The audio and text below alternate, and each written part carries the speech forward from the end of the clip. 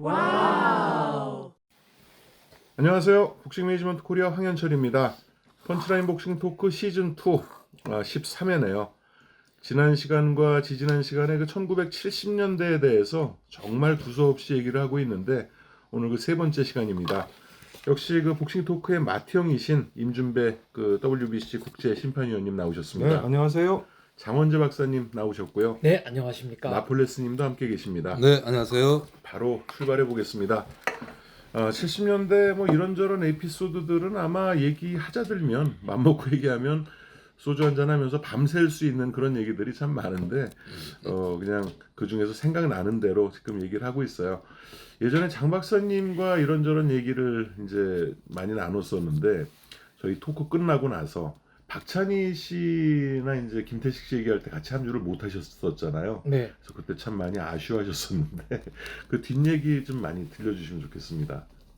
박찬희 선수는 76년 몬트리올 올림픽 8강이었죠. 그렇죠. 그때 3명이 8강 가서 떨어졌죠. 맞습니다. 박찬희, 최충일 선수, 최충일, 박찬희 선수, 황철순 선수, 황철순 선수, 네. 네, 맞습니다. 벤텀급의 황철순, 플라이급의 박찬희, 그리고 패더급의 패더급의 최충일. 네.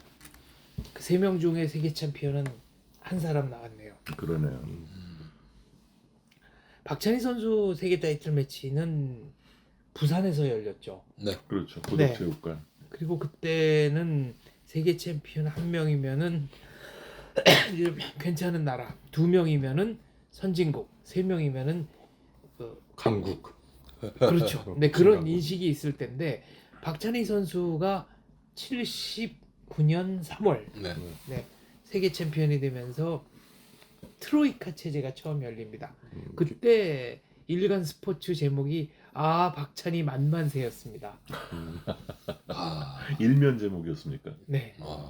그리고 박찬희 선수는 경기 때마다 이거 약간 좀 일본식일 수도 있는데 태극기 새겨진 머리띠를 띠를 눌렀죠. 하고 나왔죠. 하얀 가운 입고. 기억납니다. 동아대 쓰여진 그 트렁크를 입고. 그때만 해도 대학 다니는 복서가 거의 없었던 시절이에요. 일본에서는 이제 로얄 고바야시 선수가 대학생 복서로 유명했었으니까요. 그리고 그때 또 칸토 선수의 별명이 링의 대학 교수. 엘 마에스트로. 네. 그 칸토 선수는 이제 15차 방어전이었죠, 그 시합이. 그래서 14차까지 방어를 하면서 KO 승은 한 번밖에 없었지만 그 14차 방어전을 거의 뭐 물론 자국에서 한 경기도 있었지만 원정 경기를 한 70%로 원정으로 나갔나요? 일본에서도 일본. 하고 뭐 일본도 했었고 베네수엘라도 남미도 갔고 많이 칠레도 갔죠. 갔었고 뭐 미국에서도 하고 해서 뭐 그렇게 강펀처나 이런 건 아니지만 정말 그 테크닉으로 상대 페이스를 죽여가지고 뭐 어떤 강타자든지 어떠한 상대도 그 자기 페이스로 끌고 가는 네. 아주 특출난 그런 테크니션이었는데 그 시합도 시합 전에는 박찬희 선수가 물론 잘하는 선수지만 캐리어도 짧고 그 백전노장 칸토를 이길 수 있겠느냐는 약간 그 회의론이 들었는데 시합은 뭐 거의 물론 이제 칸토가 좀 이제 한 고비가 지났다 그랬지만 원사이드하게 아주 시원한 그 승리를 거둔 거죠. 박찬희 선수에 대한 불안감이 증폭됐던 거는 그 전 경기 시오니 카루포 선수와의 평가전이었는데 다운도 한 번 당했죠. 8라운드인가 다운당하고 가까스로 이겼습니다. 10회 판정으로. 그래서 칸토에게 과연 되겠느냐 하는 얘기가 많았고요. 그런데 이제 그때 언론에서는 칸토 선수가 그 심판의 그 인상주의 오류를 이용하는 선수다. 그러니까 2분 30초는 흘려보내다가 마지막 30초를 활용하는 30초 작전을 쓰는데 박찬희 선수가 2분 30초를 똑같이 쉬다가 마지막 30초를 격돌하는 역이용 전략을 써서 이겼다라고 했고 그때 이제 링 아나운서가 판정 결과를 발표하겠습니다. 그리고 첫 번째 결과가 그 멕시코 심판이었는데 146대 145인가 147대 146인가 아무튼 박찬희 우세. 그러니까 나머지 두 심판권은 볼 것도 없는 거잖아요. 그때부터 아주 뭐 광란의 축제가 시작되었던 기억이 납니다. 박찬희 선수와 그 시오니 카루포는 무승부 아니었나요? 무승부였나요? 무승부였나? 그 일무가 전주전에서 그 무승부였나? 어쨌든 박찬희 선수가 그 세계 챔피언이 되기 전까지 네. 정상일 선수와의 시합을 빼놓고는 일본 선수 아니면 필리핀 선수와 했는데 네, 그렇죠. 일본 선수에겐 거의 KO로 이겼고 네. 필리핀하고는 필리핀 안 선수한테는 네. 항상 좀 상당히 고전했어요. 네. 상당히 고전을 했던 뭐 그런 필리핀 선수 쪽하고 좀 안 맞는 뭐 그런 게 있어가지고 특히 그 세계 타이틀 바로 전 시합에서 그랬기 때문에 약간 좀 회의적인 것도 있었지만 뭐 칸토와의 시합은 정말 KO만 안 났을 뿐이지 정말 통쾌하게 시원스럽게 이긴 그런 경기가 됐죠. 정상일 선수 하니까 기억이 이렇게 쭉 연결이 되는데 왜 저희가 지난 시간에 70년대 세계 타이틀 매치는 생중계든 녹화 중계든 100% 보여줬다고 그러지 않았습니까? 그런데 의도적으로 안 보여줬다가 나중에 판정 결과가 다 나오고 녹화 중계로 보여준, 그러니까 하루인가 이틀인가 있다가 보여준 경기가 있는데 90개. 그게 구식겐 욕구와 김용현 선수의 경기입니다. 그렇죠. 그거는 그날 하루 지나서 보여주는 근데 거겠죠. 그때 일본 언론이 90개인 김용현 경기는 80년 1월이에요. 네, 그럼 그렇죠. 80년. 원래 수학적으로는 71년 1월 1일부터 80년 12월 31일까지가 70년대인데 아 그렇습니까? 근데 원래 1부터 네 1부터 10까지 이렇게 끊으면 근데 그거는 뭐 문화적 정서적으로 여러 가지 기준이 있을 수 있으니까요. 김용현 선수 경기는 일본에서 일요일 밤에 학살이라고 했습니다. 그래서 15라운드 판정으로 끝나니까 왜 90개니 부진했느냐, 뭐 연말 연초 방송에 많이 나가서 그렇다, 뭐 온갖 얘기를 다 했는데 김용현 선수가 상당히 선전했어요. 그리고 김영현 선수는 뭐 저번에도 한번 그런 얘기했는데 아주 특출나 보이지는 않지만 그 잘 안 지는 복싱, 그러니까 좀 그 상대가 좀 그 상대를 어렵게 만드는 네. 복싱이기 때문에 그렇게 좀 그 모션도 작고 하지만 굉장히 그 내구력이 있고 하기 때문에 하고 그 당시가 이제 90개 선수는 이제 그 롱런에 대한 어떤 그 피로감이 오기 시작한 때였죠. 그 당시가 했기 때문에 뭐 김영현 선수 쉽게 이기리라고 생각을 했는데 후반에는 좀 90개니 좀 쫓기는 장면도 네. 있었고 뭐 상처도 나고 해가지고 90개는 쪽 일본 쪽으로 보면 굉장히 그 악정고투가 됐죠. 예상외에 뭐 그랬던 시합인데 90개 선수는 일전에도 얘기했지만 70년대 우리나라 밉상 목상 1호. 고메스와 더불어 네. 밉상 1, 2위를 다투던 그런 선수였어요. 그러니까 김용현 선수가 정상일 선수에게 두 번 2라운드 KO를 네. 이겼지 않습니까? 논 타이틀 한 번, 동양 타이틀 한 번.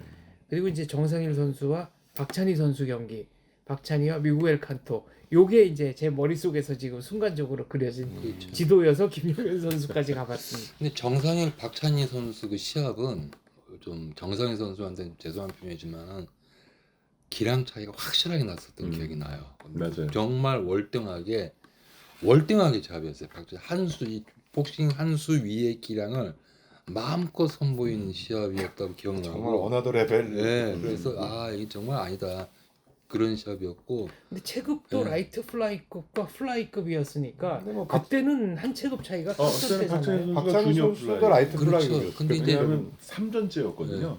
근데 또 정상인 선수는 또 이 키도 크고 그러기 때문에 김성준, 정상인 이 선수들은 라이트 플라이급이었지만 이 왜소한 스타일은 또 아니고 그렇죠. 오히려 플라이급인 박찬희, 김성준은 또 왠지 좀 그쪽에서 좀 작아 보이는 스타일이라서 4명 같은 급이라 해도 상관없는 그런 느낌이었는데 박찬희 선수는 그 정상인 시합은 완벽한 기량으로 이기고 칸토 1차전도 군말 없이 이겼는데 두 번째 2차 방어전은 이건 제3국에서 하면 이게 진 시합 아닌가. 그 시합은 일전에도 몇 번 얘기했지만 정말 딱 잘라서 반은 완사이드 이기고 네. 7라운드까지는 반은 완사이드 일방적으로 치고. 이기고. 네. 근데 그렇게 따지면 했는데 다운이 한 번 있었기 때문에 오라운드. 결정적으로 네. 무승부를 떼기 근데 원래 다운이 2번이어야 되잖아요. 그렇죠. 세 번이라고 네. 하고 봅니다. 저는. 네. 왜냐하면 2라운드에도 1-2가 들어가서 그 칸토 선수가 뒤로 밀리다가 왼쪽 글러브를 바닥에 짚었고요. 살짝 짚었고. 그 다운이잖아요. 원래 너클 파트 가격에 의해서 무릎 위 한 군데가 캔버스에 다운이니까. 그리고 5라운드에도 다운 시키고 나선가 한번 또 1-2가 들어가서 그때는 오른쪽 글러브를 바닥에 짚거든요. 그러니까 이것까지 그러고 치면은 한번 네. 치고 3번 다운이니까 나중에 WBC가 칸토 선수의 그 제소를 안 받아준 것도 이 두 개를 실질적으로 다운으로 간주하면 판정 결과는 무승부가 맞다라는 거였습니다. 그때가 잠실 장실체육. 체육관 그렇죠. 예. 그때 관중 꽤 많았던 걸로 기억해요. 많았죠. 많았죠. 예. 9월 9일. 맞아요. 9월 9일. 네, 1차 방어가 5월 일본의 20, 이가라시. 리키 이가라시 5월 20날.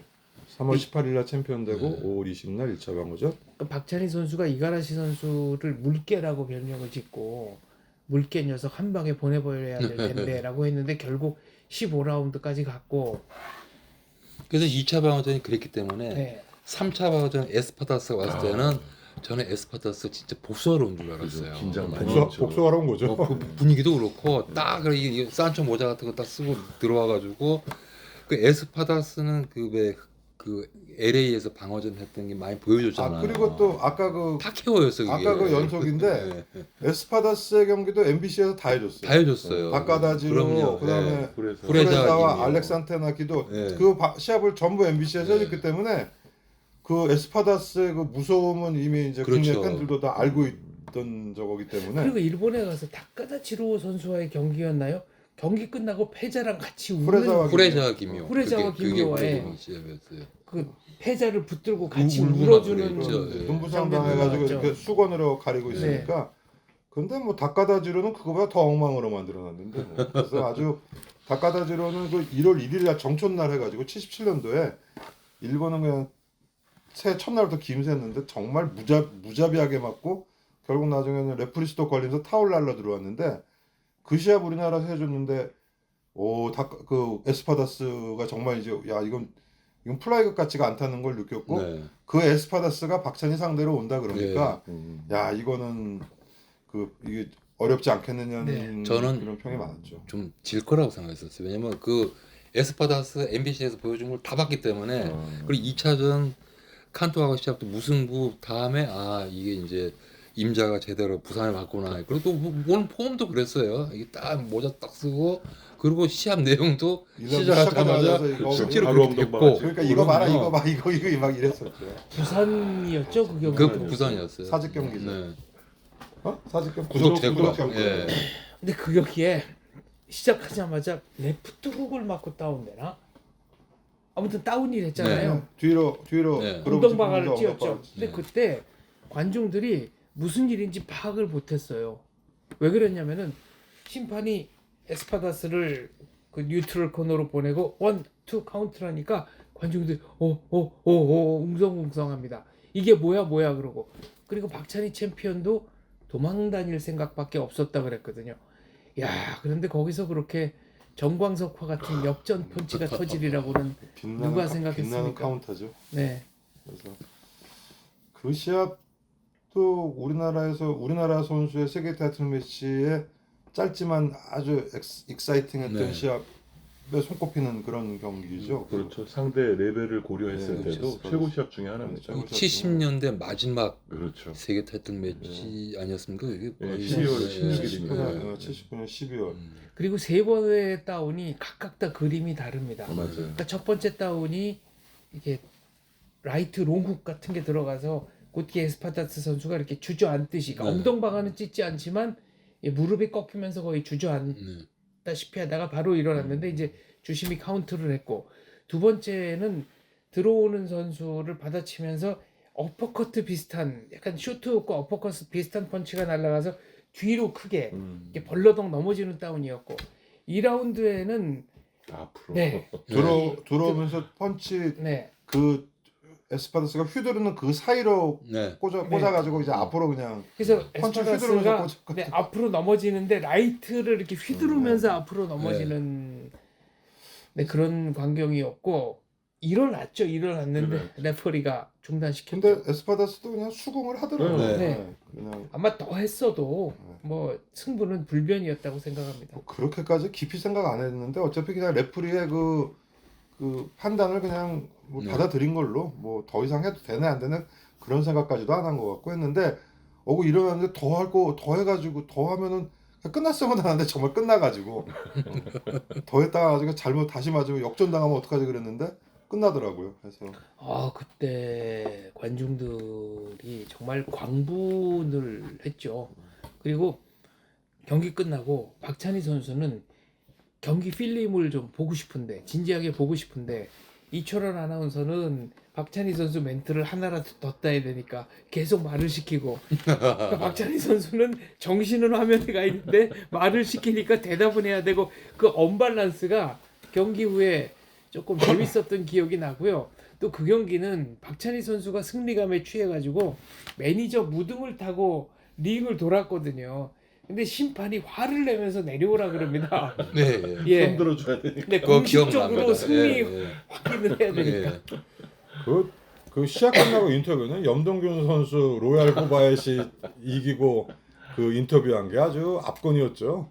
그 감격의 눈물을 흘려가지고 네. 뭐 관장님께 뭐 그 일단 뭐 그 당시 스폰이었던 야모 야쿠르트, 쿠르트 사장님 윤쾌병 사장님 하고 해서 말씀을 참 조리 있게 잘하시는 챔프. 맛깔스럽게 하시죠. 정말 말씀 잘하시는 염동균 챔프. 거기에 비하면 이제 유재두 선수는 이제 인터뷰하면은 예.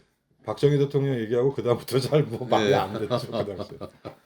근데 멘트 이른바 그 언론 비다시로 쓰기 좋은 멘트는 홍수환 선수 입에서 많이 나왔습니다. 그렇죠. 아, 그럼요. 예, 뭐 엄마 나 챔피언 네. 먹었어. 그리고 대한민국 만세다를 흥분해서 대한국민 만세다라 그러셨고 그때도 그게 MBC 중계였나요? 네. MBC 챔피언 스카웃입니다. MBC가 볼 때 이길 것 같더라는 거죠. 그래서 2라운드인가 3라운드, 1라운드에 다운이 됐나요? 그리고 나서 사람을 보내서 그 황농선 여사를 MBC 스튜디오까지 모셔왔다는 거 아닙니까? 끝나고 바로 현장 연결하려고. 그래서 그 캐스터가 짜증냈던 거는 그 염동균 리아스코 시합 끝나고 염동균 리아스코는 손은 들고 도망가 버리고 비는 와서 짜증은 나는데 리아스코는 도망가 버리고 관중들은 링을 점거해서 관중들은 링을 점거하고 염동균 주심을 선수는 심판은 다시 잡혀 올라. 그리고 망연자실이 있는데 그 당시 아마 캐스터가 차인태 씨였을 거예요. 네, 맞습니다. 근데 챔프 씨였어요. 그 여기 비친 거예요. 이제 그 캐스터석을. 그 시합도 막 짜증나고 비는 맞았는데 애 새끼들이 앞에서 저거 하니까 차인태 씨가 카메라가 돌아간 줄 알고 애들을 막 꿀밤을 때리듯이 막 손으로만 이렇게 휘저으면서 막 짜증내다가 다시 이렇게 카메라를 보더니 다시 그 어떤 그 아나운서의 그 표정으로 들어왔던 그러기 있는데 그 짜증도 났을 거예요. 그 더운 여름에 네. 그 야외에 서서 비는 맞으며 중계를 했는데 양복 입고. 판정은 개판되고 선수는 어디 간지 경기장. 없고 그냥 아수라장 됐고 해가지고 이른바 염동균의 3.1 천하 사건. 그래서 그 당시에 차인태 씨는 그 장학 퀴즈 사회도 보고 그렇죠. 굉장히 그 인테리 네. 같은 느낌이었는데 네. 그 잠깐 순간이지만 그 앞에 있는 순진한 애들한테 막 꿀밤새를 주고 막 짜증을 내는 그런 장면이 있던 게 기억이 나네요. 근데 그때만 해도 이 중학생 관객들, 어린 관객들은 어떻게든지 TV에 한번 나와보라고 그럼요. 화면 보면서 막 손을 네. 들고 혀도 내밀어 보고 뭐 온갖 장난하던 때니까요. 그래서 제가 이제 직접 해봐서 알잖아요. 이 해설자랑 그 아나운서 뒤에 이렇게 서 있으면 그 앞에 모니터가 있어요. 거기에 네. 자기 얼굴이 나오고 그게 되게 신기해요. 네. 자기 어렸을 얼굴이 때는. 나오고. 저도 이제 중학교 2학년 때인데 가서 이제 해보면 이렇게 하면은 얼굴이 보이니까 네. 네. 그러니까 이제 애들이 막 V자도 하고 네. 움직이고 애들만 그래요. 초록 어른도 아저씨들 많아요. 그러네. 뭐 아저씨들 와서 뭐 V자 그리고 뭐 혀 내밀고 뭐 막 그러면은 이제 이렇게 그 아나운서가 오죽하면 이렇게 뒤에 막 이렇게 치고 막 네. 약간 뭐 그런 적도 있고 정겨웠죠 그때는. 박찬희 선수 1차 방어전 끝나고 14회, 15회쯤 되니까 이게 일방통행으로 흐르는데 리키 이가라시 선수가 한 번도 다운 안 되잖아요. 그러니까 마치 굉장히 막 신경질을 내면서 펀치를 날리던 기억이 있고 이가라시 선수는 얼굴이 상당히 부었는데 경기 후 라커룸에 가서 생애 가장 격렬한 전투를 치렀다. 오늘 결과에 만족한다라고 했답니다. 아주 그 판정이 아주 15점 이상 차이가 났잖아요. 그렇죠. 15라운드를 했는데 다운이 없었는데 15점 이상 차이가 났으니까. 장정구 선수랑 구라모찌다 다시 시합처럼 네. 경기도 12라운드고 다운이 없었는데 한 15점 차이가 나거든요.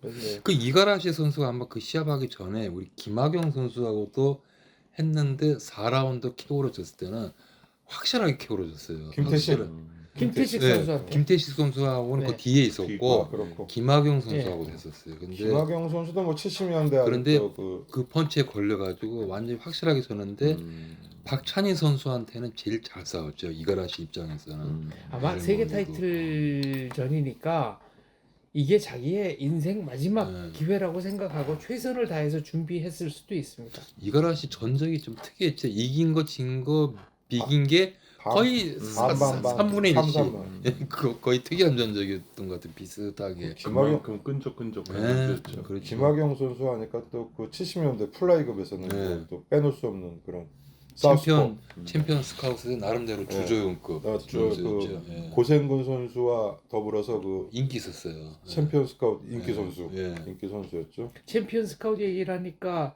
구시켄 요코 선수가 정상일 선수와 경기하기 전에 한국 선수의 스타일을 김막동 한번 네. 맛본다고 그래서 김막동 선수.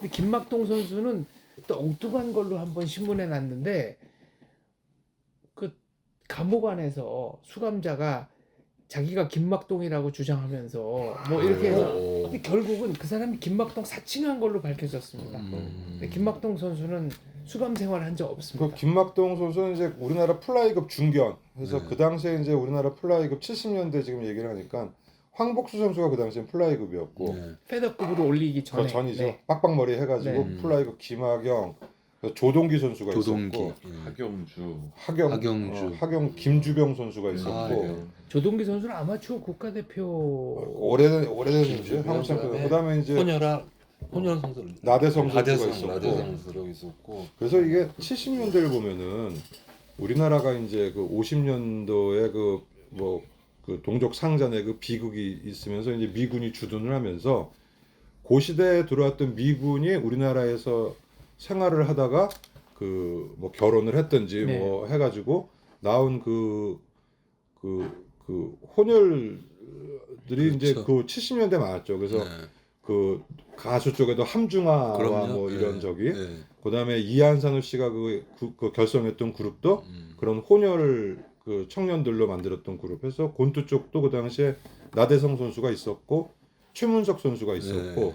그다음 정환기 선수라고 있었어요. 있었죠. 예. 예. 가수로는 윤수일, 그러니까 인순이, 그 박일준 예, 고 연령대들이 해서 그 당시에 이제 그 복서 중에도 나름 뭐 이제 정환기, 나대성 네. 그리고 가장 이제 좀 스타는 이제 최문석. 네. 그래서 주니어라이트급 동양 챔피언. 그렇죠. 예, 그래서 근데 최문석 선수는 사실 주니어라이트보다는 페더급 때가 무서웠어요. 네. 한국 페더급 챔피언 시절이 무서웠는데 그래서 그 나대성 선수도 하여간 플라이급 팬텀을 걸치면서 그 당시에 뭐 황복수, 김학영 네. 뭐 이런 선수와 수도 없이 여러 차례 싸우고 네. 김영식 선수와도 많이 네. 하고 김영식 벤텀급의 그래서, 김영식. 날다람쥐 김영식 해가지고 농구- 나바레트를 이겼던 김용식. 그럼요. 벤텀급 시절에 그 동양 주니어 벤텀급이었죠. 그냥 벤텀. 벤텀급. 네. 그래서 김영식 선수는 글쎄 뭐 세계까지는 안 통하지만 그 굉장히 정말 주먹은 없었어요. 근데 정말 부지런한 복싱, 정말 발빠른 복싱을 했고 무라다한테 나중에 이제 동양 타이틀을 뺏기죠. 이소감이 슈이치한테 동양 네. 챔피언일 때 이제 져서 세계 랭킹을 그렇죠. 주고 또 이제 무라다한테 뺏기죠. 그래서 그 당시에 약간 옆길로 세자면 농구의 김동광 선수도 있고. 그렇죠. 그렇죠. 네. 김영식 선수는 에피소드가 있는데 80년대에 김철호 선수가 산크리스토발에 가서 라파엘 오로노와 경기할 때 네. 라파엘 오로노는 도전자로 오는 선수가 김영식 선수인 줄 알고 있었다는 겁니다. 김영식이 아니라 이번에 처음 세계 랭킹에 오른 김철호다라고 했더니 뭐 정보는 없지만 뭐 오로노가 이기기만 하면 되니까라고 대수롭지 않게 생각했다는 거죠. 그게 산크리스토발이라는 데가 베네수엘라의 소도시고 그때 도시 결성 몇 년인가 이 축제 일환으로 시골 마을에 뭐 100년 만에 한 번 여는 축제 뭐 이런 거의 일환으로 세계 타이틀 매치를 유치했던 거거든요. 근데 거기서 이제 업셋이 일어났는데 그 당시에는 사실 김철호 선수는 잘 몰랐고 몰랐었습니다. 최일성 선수라고 있었어요. 오히려 그렇죠. 최일성 그래서 선수 오히려 최일성 선수가 이제 더 이렇게 이 뭐라 그러나 더 확률이 좀 높지 않겠느냐 뭐 그런 얘기도 있었는데 그 김철호 선수는 뭐 네. 복싱 좋아한다 그랬지만 잘 존재감이 없었거든요. 별로. 그때 김철호 선수가 그 몇몇 스파링에서 아주 인상적인 모습을 보였고 그때 이제 오로노 선수와 그 붙이기로 한국권투위원회에서 잠정적으로 결정했던 선수는 김성준 선수인데 맞아. 예. 김성준 선수는 그 WBC에도 그 이승훈 선수하고 네, 예. 그 결정전 나가려고 시합을 했었죠. 네. 그런데 이제 김성준 선수가 뭔가 기량이 조금 쇠퇴기다. 어떻게 해야 되겠느냐. 그러니까 최근에 전문가들 사이에서 떠오르는 신예가 있는데 그러면 스파링을 붙이자. 제대로 붙이자. 헤드기어다. 빼고 김철호 선수 증언에 의하면 김성준 선수와 스파링을 한다고 갔는데 권투 관계자 해설자들이 다 모여 있고 표정들이 한결같이 심각해서 이게 단순한 스파링이 아니구나라고 감이 왔다는 거예요. 근데 거기서 김성준 선수를 김철호 선수가 일방적으로 몰아붙입니다. 그래서 이제 도전권을 획득하고 바로 세계 랭킹 8위인가 9위인가 올리고 산크리스토발까지 간 거죠. 그리고 70년대 뭐 우리나라가 주니어 라이트급이 워낙 강했잖아요. 네. 세계 챔피언은 안 나왔지만 인기가 워낙 네. 그 강타자는 70년대도 많이 역시 나오는. 주니어 라이트급은 우리나라 체형에 맞아서 그 당시에 이제 주니어 라이트급 인기 복서는 물론 이제 김현치 선수가 73년도인가요? 동양 챔피언이 네. 되고 이제 계속 세계를 노리고 있었고 한국 챔피언 그 김용수 선수라고 있었어요. 있었어요. 네. 그 이 선수가 이제 후에 아폴로 요쇼에 동양 타이틀 도전을 하는데 그 일본에서 하는데 그거를 라디오 중계를 해주더라고. 실황 중계. 네, 실황 중계를 라디오 중계를 했고 이제 김용수 선수가 있었고 이제 장충체육관의 인기 복서는 이제 좀 이제 내리막이면 유아령 선수가 유아룡 선수. 네, 아, 그 당시에 네. 만년 한국 1위지만 나중에 와룡체 무슨 체육관이죠? 와룡. 와룡체육관에 그래서 유아령 선수가 이제 그 당시에 뭐 그 타이틀까지는 못 따지만 계속 그 일본 원정도 많이 갔고 결국 뭐 후에 로얄 고바야시나 뭐 네. 우다가와 젠스케하고도 하지만 나름 인기가 있었고 그다음에 이제 한국 챔피언을 했던 김화남 선수라고 또 김하남 선수. 예, 네. 또 해서 주니어 라이트급이 상당히 그때도 그 인재들은 많았죠. 네. 주니어 라이트급이.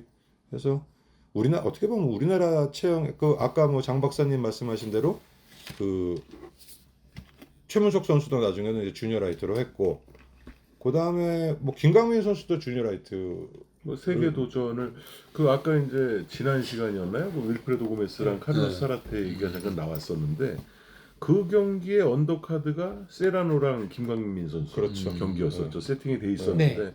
경기 전날 이제 가가지고 거기 현지에 가서 무산돼 버린 케이스인데 왜 무산이 된 걸까요? 그 돈 문제일까요? 아니면 김광민 선수 측 주장은 그때만 해도 무패였고 세라노 측이 도전자가 너무 강하다. 그래서 일방적으로 경기를 뒤집었다라고 얘기했는데 그건 진실이 아니에요. 뭔지는 그건 아닌 모르겠습니다. 아, 진실은 얘긴 들었어요. 이제 그 같이 갔었던 그 현대체육관 김광수 네. 원장님한테 이제 얘기를 들었었는데 그때 이제 형의 세계 타이틀을 같이 간 거죠. 갔는데 장 박사님 말씀대로 돈 문제가 맞아요. 돈 문제가 맞는데 그 돈 문제의 어떤 그 실수의 빌미를 전호연 씨가 제공했다고 그러더라고요. 그러면서 약속된 그게 지급이 안 돼서 결국 그날 무산이 돼 버렸고 그래서 이제 전호연 그 회장께서 그 빚을 진 상태에서 마음의 빚을 진 거죠. 크게 이제 잘못됐으니까. 그래서 추후에 뭐 김광민 선수 프로모팅을 계속 하잖아요. 그래서 안토니오 세르반테스를 불러서 세계 타이틀 도전을 시켜준 것이 결국 그 마음의 빚을 갚은 그 내용이라고 하더라고요. 세라노는 아까 얘기했지만 90개였고 고메스와 더불어 밉상 우리나라. 그래서 김태호 선수와 그 빌라폴로를 이기고 챔피언이 된 후에 그게 76년 10월에 돼서 77년 1월에 김태호 선수와 1월달에 우리나라에 와서 하기로 하고 포스터까지 아마 맞아요. 제작이 됐었어요. 근데 안 오는 거야. 그러더니 갑자기 에콰도르에 가가지고 에레란 선수와 1차 방어전 느닷없이 한 거야. 한국가 안 온다 그러고.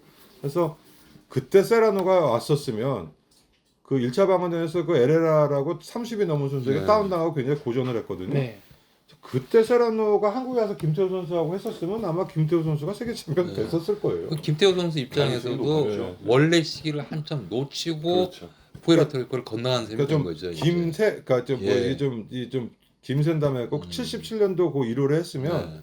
아마 세라노 충분히 이겼을 수. 더구나 서울에서 그렇죠. 했으면. 김태호 선수는 미남이었고 체형도 아주 쭉 빠졌고 그리고 아마추어 선수 생활을 오래 해서 프로 데뷔가 늦었지 않습니까? 그러니까 전적은 일천했지만 워낙 나이는 그렇죠. 네. 기본기도 있고 원숙한 때였죠. 그리고 처음에 프로 데뷔해서 보는데 거짓말 좀 못해서 상대가 김태호 선수가 어딘지 몰라. 네. 하도 빨리 돌아다니니까 뭐 어디 막 두리번거리는 막 어리둥절하고 막 그런 가 굉장히 빨랐어요, 약간. 언젠가 제가 이철원 아나운서님이랑 한번 인터뷰를 한 적이 있는데 아, 예. 자기는 김태호 세라노전 그때도 중계하셨죠? 그 중계는 아마 아니 그 그 다른 저기 분이었나? 아나운서 TBC에서 했죠. 그 경기 세라는. 아나운서가 누구셨죠? 제가 인터뷰 박병학 씨가 했겠죠. 박병하 아니면 원종관, 원정관 뭐 해설은 노진호 하여간 TBC에서 그분들이 했어요. 그건 했었어요. MBC가 아니고. 예. 근데 그 TBC 였어요. 경기는 100% 승리한다고 봤다. 이유는 뭐냐? 그랬더니 3라운드에 다운을 시켰는데 바로 그게 중계석 앞이었다는 거예요. 근데 세라노의 이 허벅지 안쪽 근육이 파르르 떨리는 게 보였대요. 그래서 이건 100% 이겼구나라고 생각했는데 결국은 이제 역전패를 했고 그 세레노가 턱이 뾰족하잖아요. 네. 근데 그 전에도 다운은 잘 돼.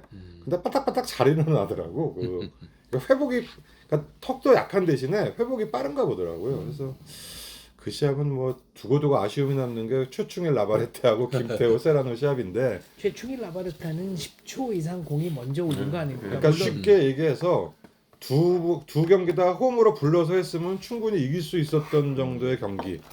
뭐 결과라는 게 뭐 만약이라는 거는 뭐 복싱에서 항상 뭐 있을 수 없는 걸 수도 있지만 충분히 뭐 그거는 뭐 해볼 만한 상대 뭐 이길 수 있는 경기였고 사실 뭐 김태호 선수도 지금 얘기한 대로 시기가 좀 늦었고 네.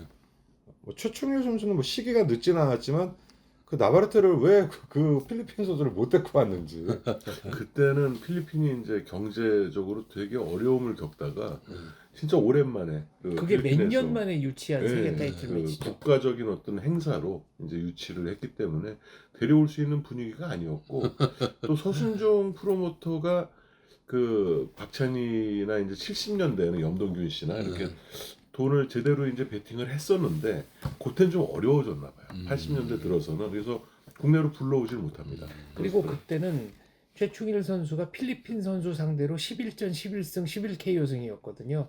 그러니까 필리핀 사람들 입장에서는 한 방에 다 복수하고 갚는다 였죠.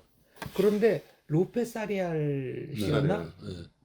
얼마를 걸었다더라. 최충일 선수 승리에 뭐 $5,000를 걸었대나 $20,000를 걸었대나 꽤 크게 베팅을 했다가 날렸는데 그래서 그분이 먼저 나서서 10초 이상 먼저 공이 울린 거는 이건 있을 수 없는 일이다.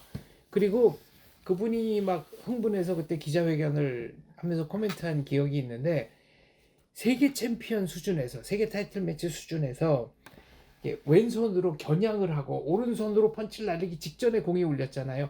겨냥하고 때리는 거는 이거는 그냥 끝난 거나 마찬가지다라고 얘기를 했습니다. 확실히 돈이 걸리니까 무섭네요. 나라고 뭐고 없네. 그리고 그때 5라운드에 연타에 걸려서 이렇게 뒷걸음질 치면서 이렇게 순차적으로 무너지듯 다운이 됐고 일어날 때도 겨우겨우 로프를 붙들고 일어나서 비틀비틀 거렸거든요. 물론 이제 김철호 오로노 2차전에서 우리는 40초 이상 먼저 공을 쳤기 때문에 그렇죠. 뭐 거기에 대해서 뭐 그렇게 크게 할 말은 없으나 일본에서도 그 뭐 이오카 나파 키토한 차이 할 때 그냥 그때도 한 10몇 초 빨리 쳤죠 마지막에. 그래서 이게 이 그 각 나라마다 그 애국자들이 있나 봐 공치면서. 저는 70년대 생각 때문에 아까 말씀하셨듯이 이렇게 좀 관심도에서는 상대적으로 좀 떨어지는데 MBC 챔피언스컵이 뭐가 좀 요즘 그림이냐면요.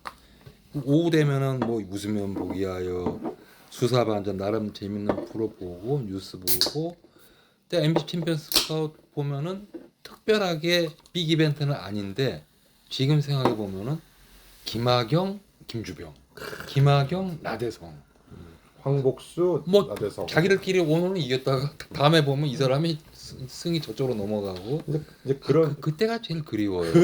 그런 샵을 다시 보고 싶어요. 그리고 이제 현역 참 그 패도 많지만 예. 항상 나와서 이제 그 탑 클래스들하고 지지고 볶는 선수가 현수만 현수만. 현수만 관장도 염동균 씨한테 4번을 냈어. 뭐 신윤철 선수하고 하여간 주니어 패드에서 네. 진짜 뭐 어떨 진짜 운 좋아서 한국 챔피언 잠깐 됐다가 그리고 이제 만년 주니어 라이트급의 그 탑 선수와 항상 해가지고 이제 지지고 있는 게 최장현 선수. 최장이. 그런 선수들은 정말 많이 나와요. 많이 나오는데 그래서 그 현수만 선수 같은 경우에는 MBC 드라마에 무슨 드라마였는지 지금 기억은 안 나는데 이계인 선수가 네. 현성만이라는 복서로 네, 배역 이름이 현성만이었는데 그게 현수만 선수에서 따온 거라고 합니다. 그래서 그 신윤철 선수 뭐 그 현수만 선수 이 주니어 패드고 패더급에서 정말 지지고 못 가요. 그냥 맨날 싸우고. 신은철 씨는 그 최문석을 이긴 게 아주 컸죠. 그럼요.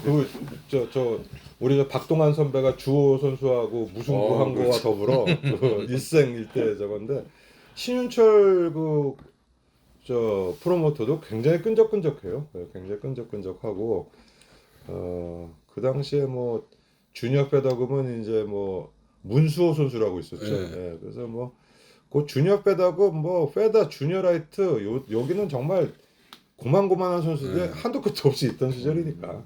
어떻게 보면은 모든 복서가 자기 나름대로의 인생 경기가 있지 않겠습니까? 그런데 그때는 인생 경기인 줄 몰랐다가 시간이 지나면서 이게 내 인생 경기였구나 하고 깨닫게 되는 시점이 있는데 김태식 선수 데뷔전에서 김태식 선수를 KO 시켰던 고기봉 선수.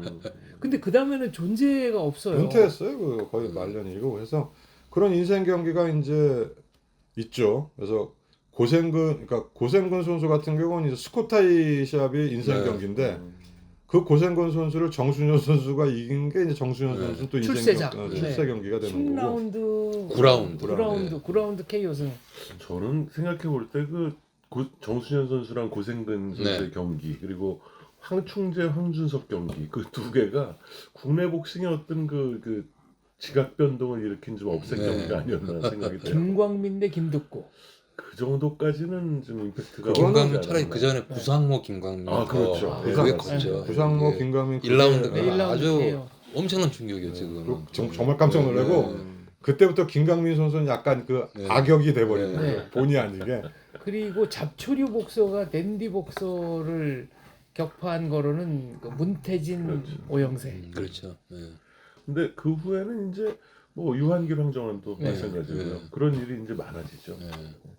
황충재 황준석도 이제 그 같은 맥락에서 이제 볼 수 있고. 충재 황준석 선수는 2년도 4월. 82년 네. 4월. 근데 그때는 KBS 1에서는 9시 뉴스를 하고 KBS 2에서는 스포츠 파노라마라고 해서 끝나고 데리고 왔죠. 네. 아니 네. 전날. 전날. 어. 전날 두 사람이 이제 인터뷰를 하고 황준석 선수가 황충재 선수를 이기고 레너드와도 경기를 하고 싶고 뭐 이런 얘기를 하니까 황충재 선수가 아니 내가 가게야까지 해놓은 경기인데 그런 말을 하니까 상당히 불쾌하네요라고 얘기를 했고요. 그리고 황준석 선수가 MBC 동아 프로모션, 네. 황충재 선수가 KBS였잖아요. KBS. 그래서 그 KBS 경기는 녹화 중계였을 겁니다. 네, 녹화 중계 녹화 맞아요. 중계였어요. 예. 낮에 그런데, 했어요. 경기가. 예. 실제 시합 낮에 한 거죠, 맞아요? 이게 녹화 중계였는데 결과는 미리 알았어요. 스포가 됐지. 스포가 된 이유가 있습니다. MBC가 그날 저녁에 하는 그 프로복싱 경기에 황준석 선수를 인터뷰를. 초대를 해서 그러니까요. 자 오늘 승리한 예. 황준석 선수와 인터뷰를 하겠습니다. 그러니까 아직 KBS에서는 방송이 안 됐는데 승부 결과가 미리 그렇게 다 나왔어요. 그리고 황충재 선수 그때 그 전 경기가 아마 전 경기인가 전전 경기인가가 태국에 가서 사은사 무왕수린이랑 동양 타이틀 방어를 한 거 아닙니까? 근데 정말 원사이드하게 다운도 시키고 들어가서 KO 시킬 수 있는데도 완벽한 아웃복싱으로 안 맞고 안 때리고 그냥 소위 말하는 좀 이렇게 가지고 노는 경기를 하다가 안전운행. 네. 일방통행으로 끝내니까 태국에서도 차마 이 경기 판정을 무왕수린이 이겼다고 할 수는 없는 그런 경기를 하고 왔다는 거죠. 그러니까 그 경기는 국내에서 방송 안 했던 안 거로 했죠. 기억합니다. 안 했었어요. 예. 그래서 이제 황충재 선수 이 정도면은 세계에서 좀 통할 수도 있지 않겠나. 주변에서는 그렇게 생각을 했는데 바로 그것 때문에 2라운드에 황준석 선수의 롱훅에 걸려서 다운됐을 때 거기서 끊었다면 이미 거기서 멍이 크게 들었죠. 그건 근데 사실 8라운드 2라운드 켜워예요, 네. 진짜. 또 8라운드에서 카운트 아웃될 때까지 그때 데미지가 훨씬 컸어요. 너무 많이 맞았죠. 너무 많이 맞았어요. 그러니까 거기서 복서 황충재의 내구력이 급격히 소모된 게 아닌가 싶습니다. 그렇죠. 지난번에도 말씀드렸지만 그 시합은 정말 이해 안 가는 게 선수 생명을 완전히 단축을 시켰고 예전에 그 시바다군요 그 벤벨라 불러 하와이에서 1라운드 떡신신 되고 바로 바로 경기에. 다음 경기가 리카르도 아레덴도를 그렇죠. 일본에서 잡고 또 챔피언가 네. 되는 거 아니에요. 근데 그 말이 1라운드 KO지 시합 다시 보면은 잠깐 기절한 거잖아요. 그럼 데미지도 없이 한 방에 걸린 건데. 시바다는 항상 기절을 하죠. 네, 그 아주 이쁘게 기절해 버렸잖아요. 근데 이쁘게. 이 황충재 선수 다시 보면은 사실 그 시합은 여러 번 봤는데 다시 볼 때마다 느낌이 정말 죽이되도록 맞으니까. 느낌이 좀 처절해요. 이거 어떻게 이렇게 이 시합이 계속 그러니까 운행이 됐을까? 차라리 1라운드에 그렇게 아니죠. 예쁘게 기절하면은 네.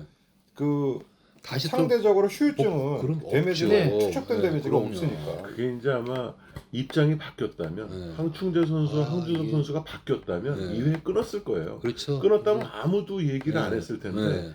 이게 황충재 선수가 그렇게 맞다 아니 보니까 황충재가 이렇게 되니까 주심이 네. 제3국인인데도 어쩔 줄을 몰라 다시 하면서 보면 계속 그거 기회를 아니에요. 주더라고요. 그러면서 모든 데미지는 계속 누적이 되는 그렇죠. 거예요. 하일랜드까지. 그때 가계약도 하지 않았나요? 황충재 쿠에바스, 선수가 피피노 쿠에바스와 쿠에바스랑 이미 7번이 네. 연기가 됐어요. 그렇죠. 네. 그래서 4월인가 5월에는 확실히 하는 걸로 네. 도장까지 받아놓은 상태에서 황준석 선수는 무리를 한 거죠. 결국 황준석 선수가 피피노 쿠에바스를 10라운드 판정으로 나중에는 네, 물리칩니다만 황준석 선수 그 베스트는 그래도 졌지만 커리 샵이 아주 도널드 그럼요. 커리가 대단했죠. 도대체 그 우리나라 선수가 그 미국의 탑 레벨과 졌지만 네. 그렇게 마음을 편안하게 놓고 볼 수 있는 시합이 그렇죠. 많지가 않거든요. 네. 15라운드 내내 밀렸어요. 진 경기는 진 경기인데 황준석 선수가 진 건데 왜 졌는지는 모르겠다. 그만큼 도널드 커리 선수가 한번 다운된다면은 겁을 먹고 못 들어왔습니다. 도망다니죠. 겁을 먹은 것도 그러고 때리는데 자기 주먹이 아파가지고 머리를 때리고 뭐 그런 얘기도 있고. 저는 그 시합을 한번 입시에 실패하고 학원 다니면서 별로 얼마 안 되고 2월 달이니까 그 시합을 아마 이 그걸 위성 준비를 안 해줬잖아요. 네. 저는 쿠에바스와의 경기요. 아니 지금 아니, 커리. 커리. 도널드 해줬어요? 커리 저 해줬습니다. 생중계로 봤습니다. 아, 그 생을 생중계 해줬습니다. 근데 그거를 저는 학원 그때만 해도 제가 땡땡이를 안 치고 그걸 못 받아서 2월 달이니까 열심히 할 네, 거지. 그래가지고 뭐 이게 이렇게 욕을 하면서 이 못 보는 저 신세를 무지무지 한탄하고 그거 빼놓고는 그 뒤에 게임은 다 봤죠. 이제 당황해서. 그리고 이제 뭐 장충체육관 이제 문화체육관에서 이제 시합이 활발하게 된 게 아마 78년 9년부터 그때부터죠. 복싱 예, 경기가 예. 됐는데 그 장충체육관에 거의 이제 뭐 끝물이라 그 후반에 그 굉장히 장안의 화제를 불러일으켰고 굉장히 대관중을 모았던 카드가 그 황복수 카라스키아 아, 예, 김영한 맞습니다. 그 예. 사파타 시합이 네. 세계 타이틀 매치가 아님에도 불구하고 네. 정말 대관중이 왔었어요. 왔었고 좀 이해가 안 가는 상황도 있었고. 아 그렇죠. 한복 수카라스키가 예. 경기는 한정이죠. 예. 그래서 그럼 황복수 선수가 국내에서 이겼다고 해도 되는 경기인데 근데 그거는 그냥 생각에 카라스키아가 홍수환 선수 때문에 신세를 망쳐가지고 좀 봐줬나? 아니에요. 그럴 수가 있을까요? 그 전에 진 것도 있었어요. 그 전에 근데 동양 타이틀 매치 몇 개 아니 구상모 선수 경기가 있었나? 아무튼 누구 경기가 있었는데 관중들이 일어나서 막 다 야유할 정도의 말도 안 되는 판정이 있었거든요. 칸토자하고 한 건가? 그런 게 몇 개 다음. 있으니까. 모이세스 칸토와 어. 확실히 기억이 안 나네요. 어쨌든 근데 황복수 선수 경기 직전에 연타로 그 몇 경기가 있었어요. 음. 그래서 이대로 가다가는 뭐 복싱 판정의 공신력이 의심받는다 등등 그러니까 심판들이 굳이 안 그래도 될 정도로 공정하게 본 거죠. 그리고 이제 카라스키아의 네임밸류도 이제 좀 무시할 수 없었고 사실은 그 세미파이널에 김영한 선수가 네. 그 한동안 플라이급에서 굉장히 유망주였어요. 휴먼지어인데 사파타하고 뭐 카라스키아가 뭐 누굴 데리고 왔는데 전적이 뭐 10전도 안 되는데 무슨 메뚜기 같은 까만 예, 애가 예, 왔는데 이 복싱하는 게 되게 웃기는 거예요. 그런 스타일은 처음 봤죠. 그거 처음 봤어요. 이게 그 파나마 하면은 뭐 적어도 뭐 듀란. 뭐 듀란은 사실 파나마 스타일이 아니고 페드로자, 네.